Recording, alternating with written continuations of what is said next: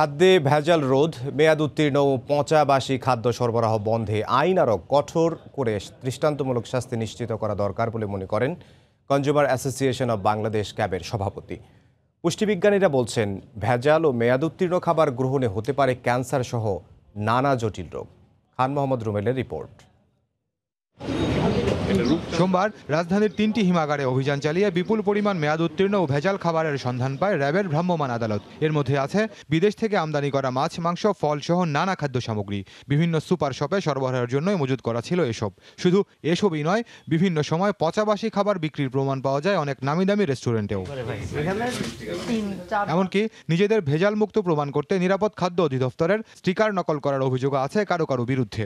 আর খাবারে formalin carbide মেশানোর অভিযোগ তো বহু পুরনো। সরকার থেকে প্রতিনিয়ত মনিটর করা উচিত, কারণ সাধারণ ভোক্তারা এটা বুঝতে পারে না বিধায় তারা চালাইতে পারতেছে। আর রমজান মাসে তো ব্যবসায়ীরা অনেক অতি উৎসাহী হয়ে যায়, তারা অনেক পচা, অনেক ডেট ফেল জিনিসগুলি চালিয়ে দেয় রোজার মাসে। প্রতিদিনই এরকম 100 মোবাইল কোর্ট পরিচালনা করা প্রয়োজন। এই প্রেক্ষাপটে বিশ্লেষকরা বলছেন, খাদ্যে ভেজাল বন্ধে চলমান অভিযান আরও জোরদারের পাশাপাশি নিশ্চিত করতে হবে দৃষ্টান্তমূলক শাস্তি।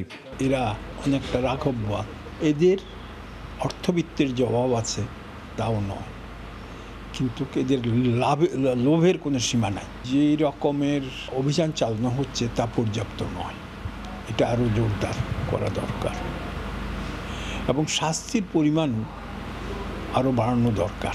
এদিকে পুষ্টিবিজ্ঞানীরা বলছেন, প্রতিটি খাবারের একটি নির্দিষ্ট সেলফ লাইন থাকে। এটি নিশ্চিত করার জন্যই দেওয়া হয় মেয়াদের তারিখ। মেয়াদ উত্তীর্ণ ভেজাল খাবার গ্রহণে ক্যান্সার সহ নানা জটিল রোগ হতে পারে বলেও জানান তারা।